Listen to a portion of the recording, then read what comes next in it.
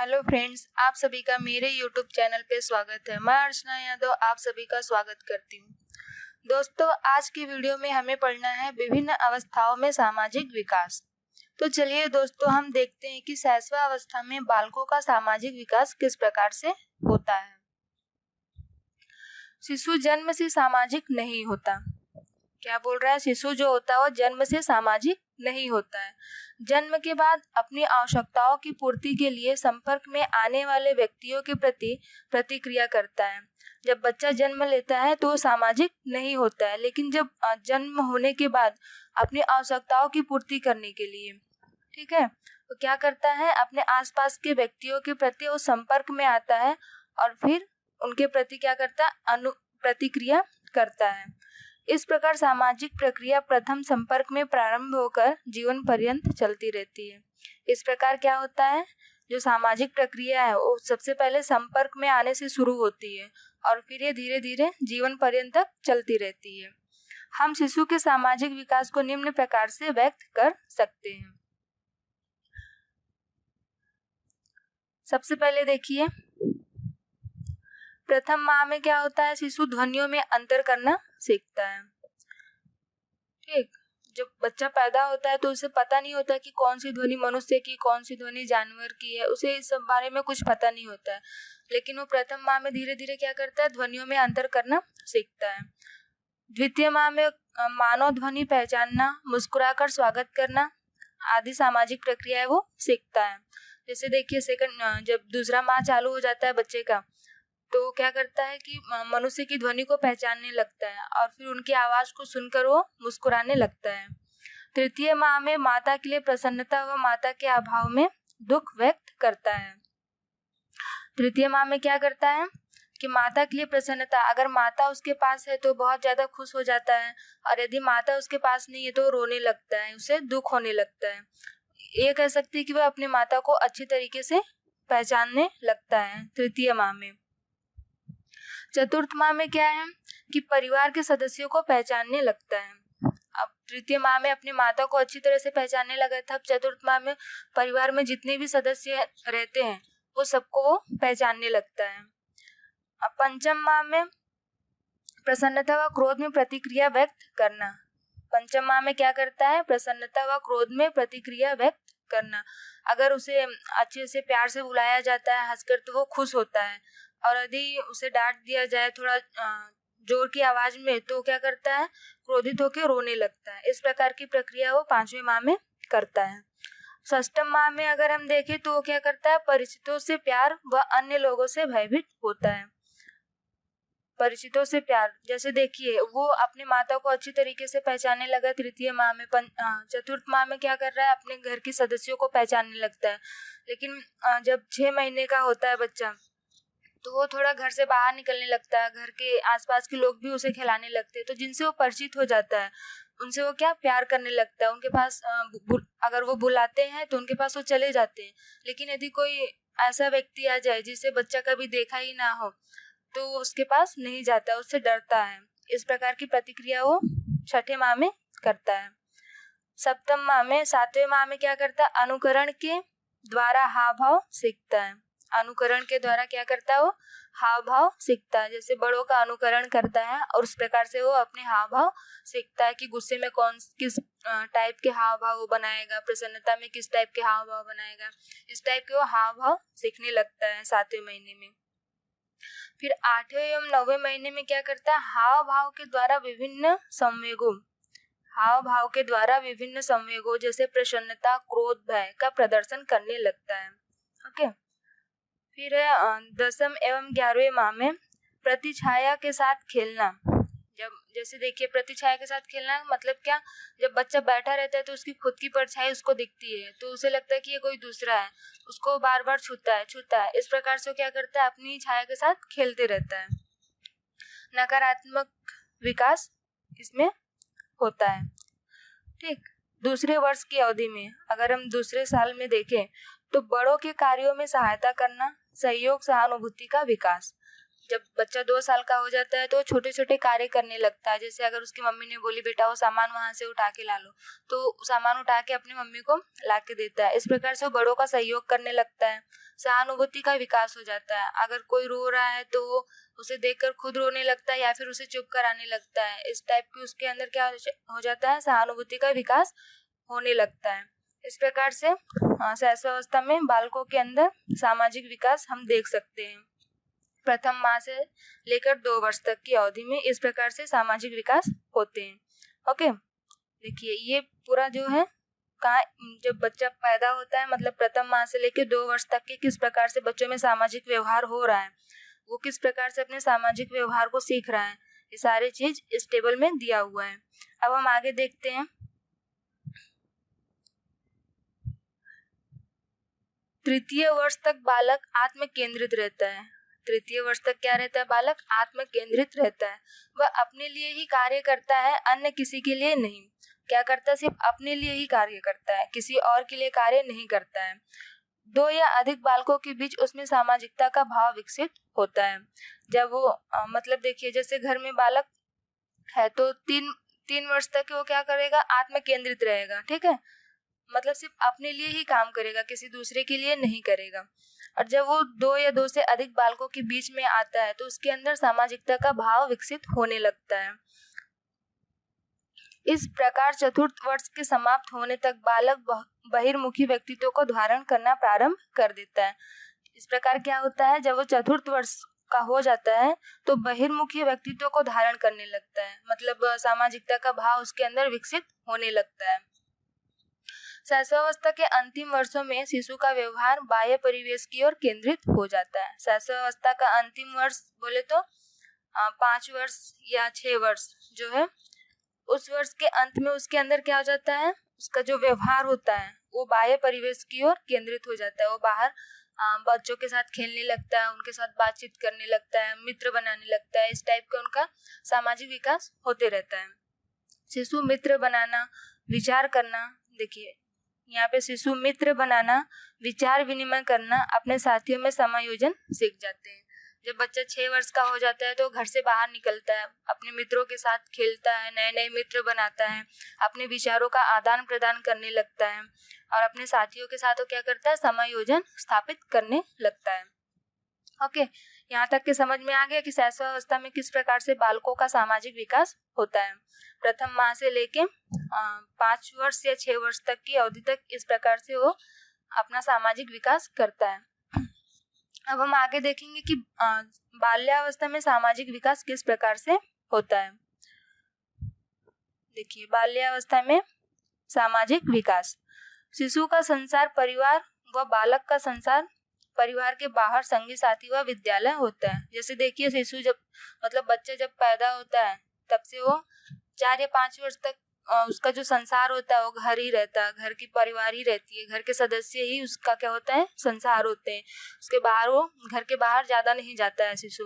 लेकिन जब वो बालक हो जाता है, बाल्यावस्था में जब वो आ जाता है तो क्या करता है, परिवार के बाहर संगी साथी व विद्यालय उसका संसार बन जाता है, क्योंकि वो बाल्यावस्था से विद्यालय में प्रवेश कर जाता है और नए नए मित्र बनाने लगता है। बाल्यावस्था में घर से बाहर निकलता है तो उसका संसार क्या हो जाता है, संगी साथी मतलब उनके दोस्त और विद्यालय उसका संसार बन जाता है।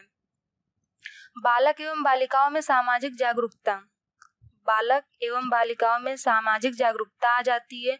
चेतना व समाज के प्रति रुझान होता है, चेतना एवं समाज के प्रति रुझान होता है। वो समूह का सदस्य होने के नाते समाज का समूह के आदर्शों का पालन करते हैं।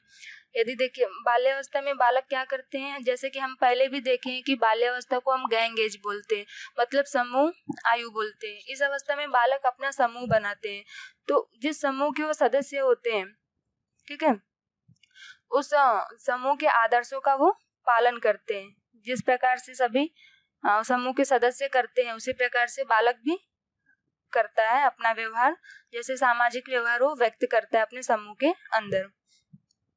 इस आयु के बच्चे बालक बालिकाएं अपने समूह अलग अलग बनाते हैं। बाल्यावस्था में क्या होता है, बालक बालिकाएं जो होते हैं अपने अलग अलग समूह बनाते हैं, अपने अपने हिसाब से उन्हें जिस बच्चों के साथ लगता है कि नहीं ये हमारे जैसा है, हमारे साथ अच्छे से रहेगा, उनके साथ वो अपना समूह बना लेते हैं।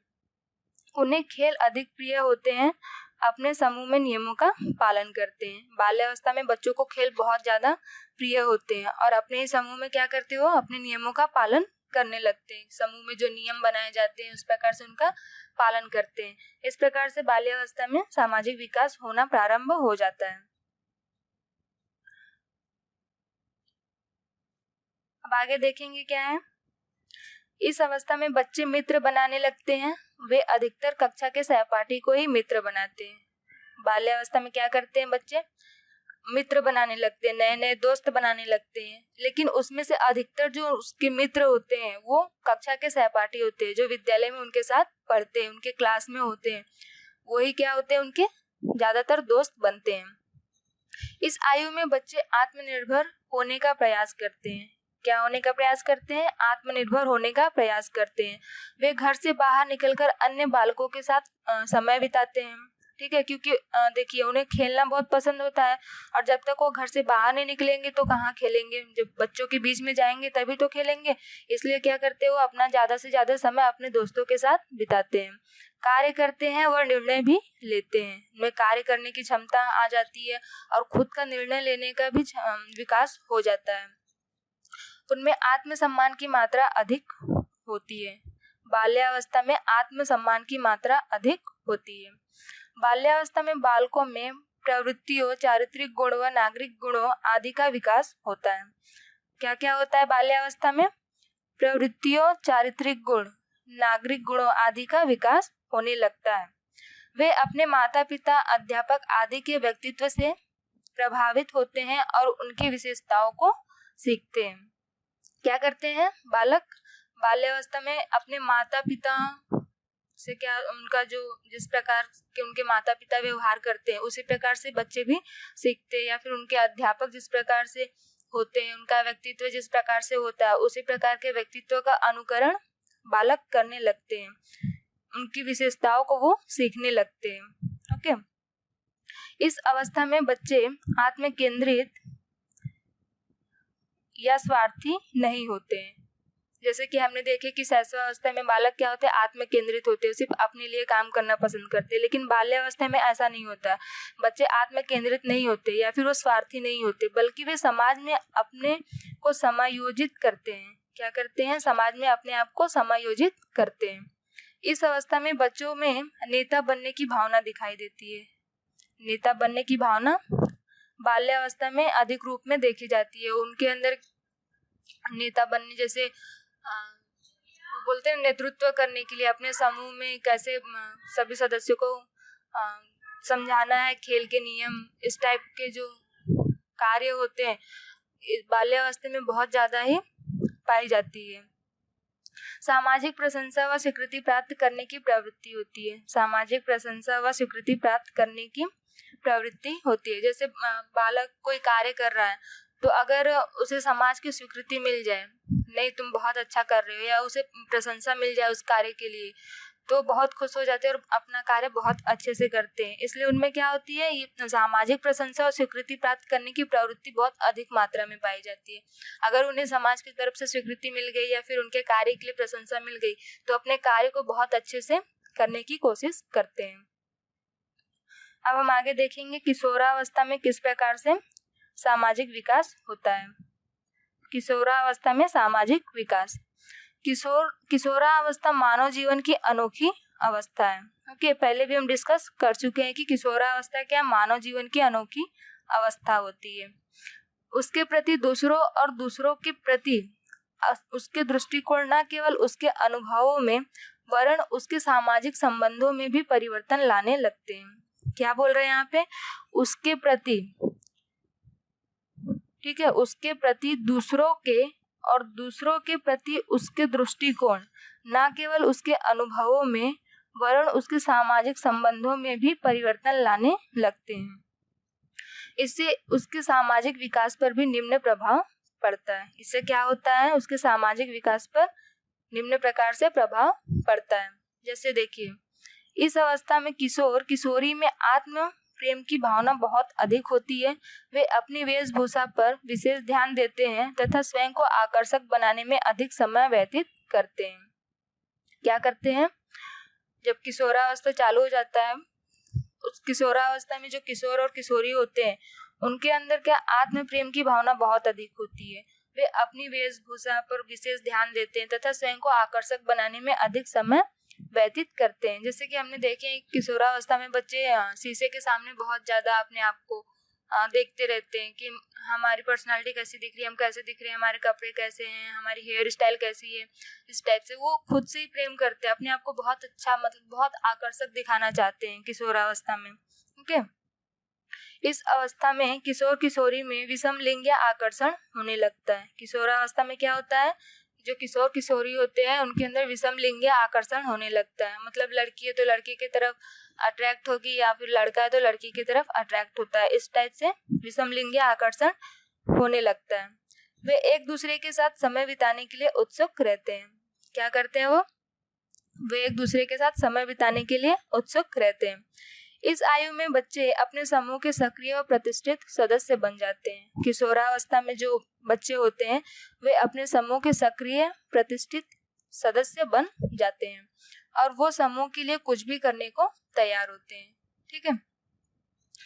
इस आयु में बच्चों में आत्मसम्मान की भावना बहुत अधिक होती है।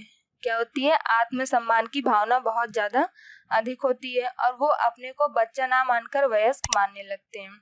किशोरावस्था में जो बच्चे होते हैं वो अपने आप को बच्चा ना मानकर बड़े समझने लगते हैं, मतलब वयस्क मानने लगते हैं। किशोर किशोरी में संवेगों की तीव्र अभिव्यक्ति होती है। क्या होने लगती है? इस अवस्था में जो संवेग पाए जाते हैं उनमें तीव्र अभिव्यक्ति होने लगती है। वे अपनी इच्छाओं को समाज के मापदंड के खिलाफ भी पूरा करना चाहते हैं। उनकी जो इच्छाएं होती है वो समाज का जो मापदंड बनाया गया है कि नहीं ये कार्य गलत है, ये सही है, इससे ऊपर उठ के भी वो अपनी इच्छाओं को पूरा करना चाहते हैं, चाहे वो समाज की नजरों में गलत ही क्यों ना हो, लेकिन वो अपने कार्य को, अपनी इच्छा को पूरा करना चाहते हैं। इसलिए उनके समायोजन में अस्थिरता आ जाती है। इसलिए जो उनका समायोजन होता है समाज के साथ उसमें क्या होता है? अस्थिरता आ जाती है। ओके, यहाँ तक कि आप लोगों को समझ में आ गया होगा कि किशोरावस्था में शैशवावस्था में किस प्रकार से सामाजिक विकास होता है, बाल्यावस्था में किस प्रकार से सामाजिक विकास हुआ और फिर किशोरावस्था में किस प्रकार से सामाजिक विकास हुआ। अब हम कुछ पुनरावृत्ति बिंदु देख लेंगे कि अभी तक हमने क्या पढ़ा। प्रथम माह में शिशु की प्रतिक्रिया स्पष्ट नहीं होती है। ठीक है, हमने देखा कि प्रथम माह में शिशु की प्रतिक्रिया स्पष्ट नहीं होती है, वो केवल ध्वनियों में अंतर पहचानना सीखता है। ओके,